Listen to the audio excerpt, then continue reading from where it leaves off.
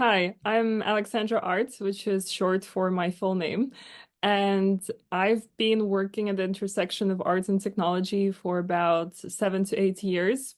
I've previously worked at the top level domain .art to bring it into operation. I launched my own curatorial studio, Electric Artifacts, in 2020.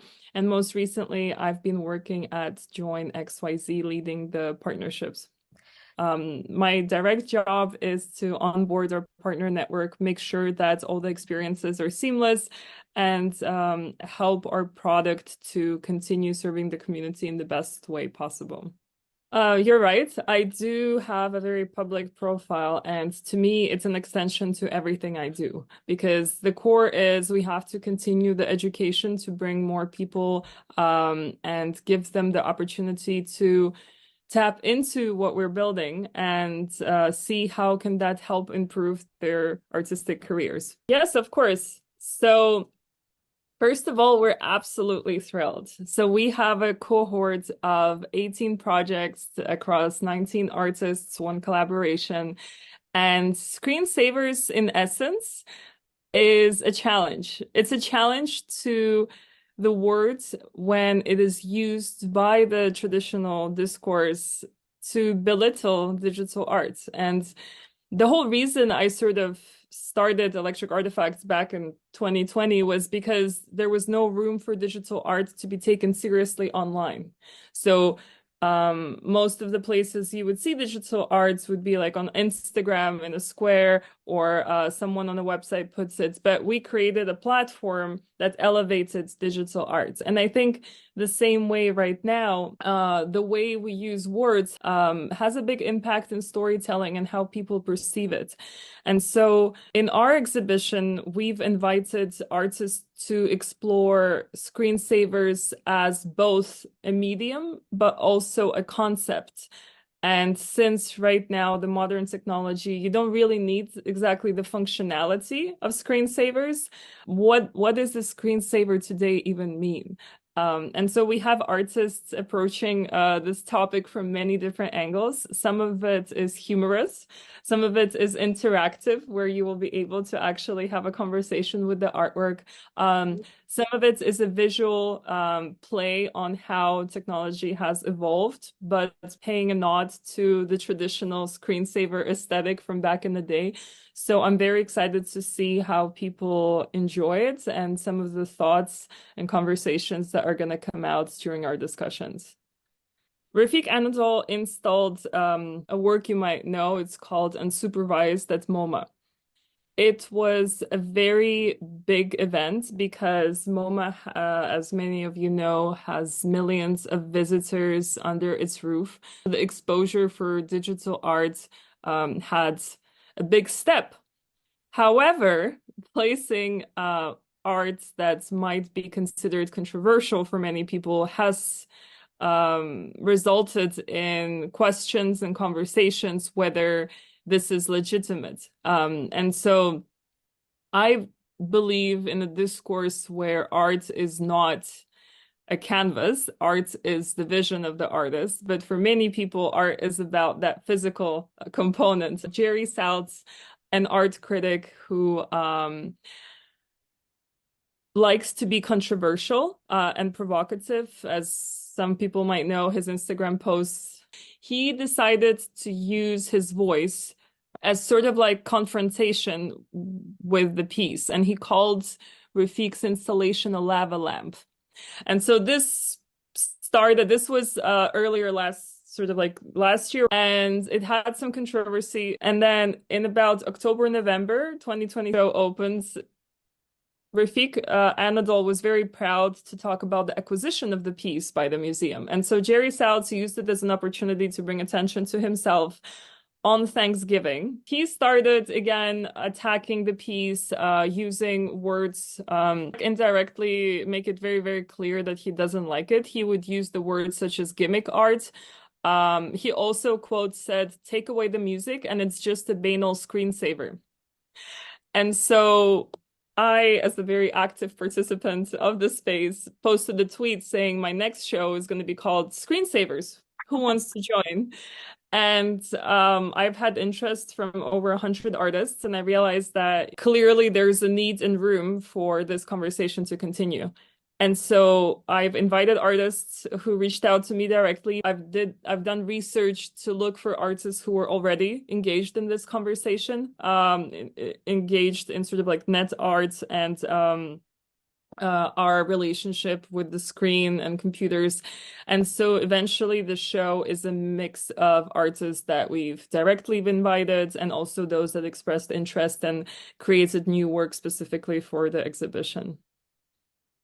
Oh, so now I'm curious which artists are participating in the Screensavers exhibition this time.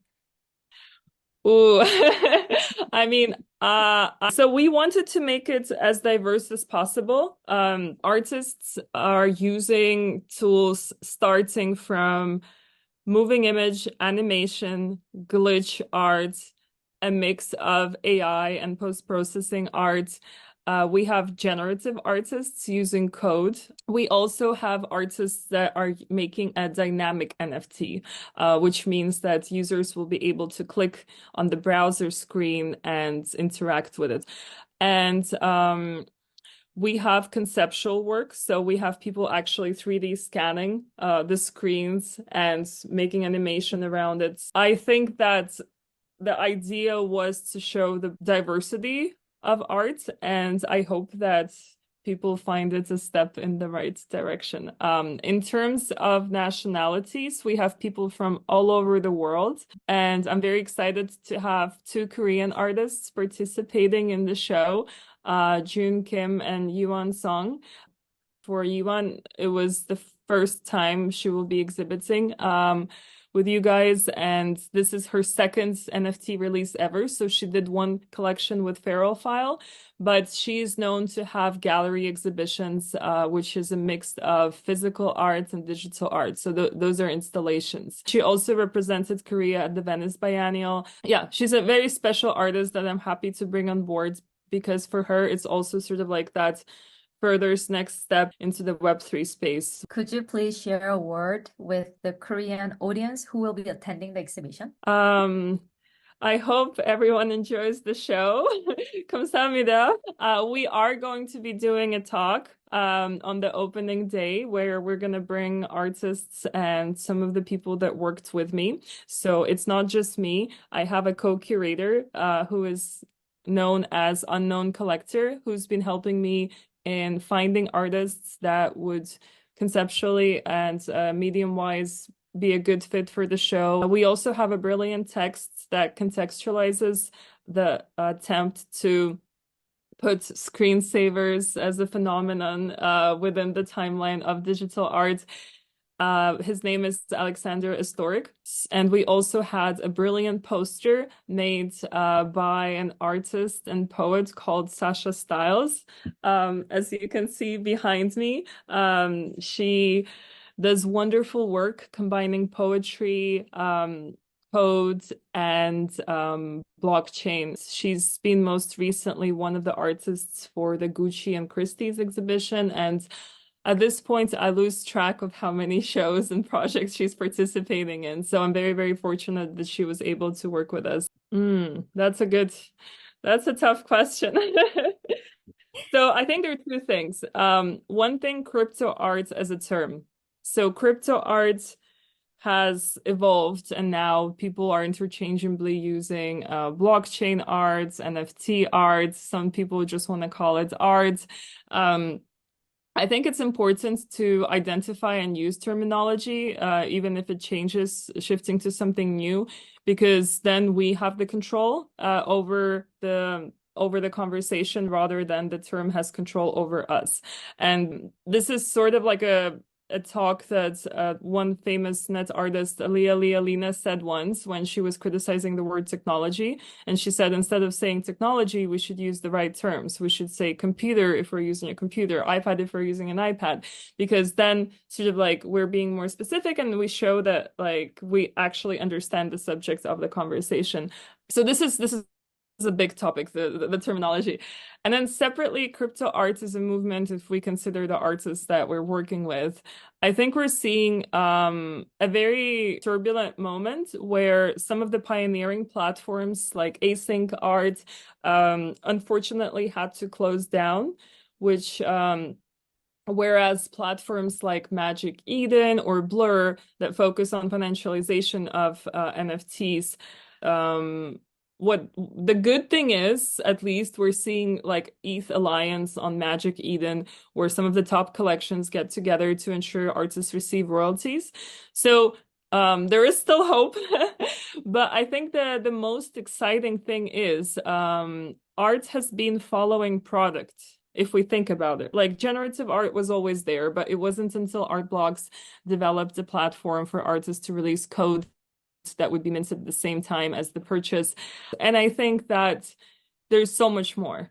We're seeing platforms like Farcaster develop frames, which is a functionality where in the app you can actually perform actions and purchases. So I believe that products will continue shaping the way digital art proliferates the internet. It's not internet native because the early digital art happened before the internet existed, but as it is today, it is a very digital, like digital art is a very internet friendly art medium. And that's why it has a competitive advantage compared to other mediums to be there at the forefront of experimentation and sort of like art is merging with technology as it moves forwards. And I think artists that have been in this sort of like Web3 space, as we call it, are have all picked up incredible skills, digital skills and product skills, because inevitably you keep experimenting, trying something new, you learn more things.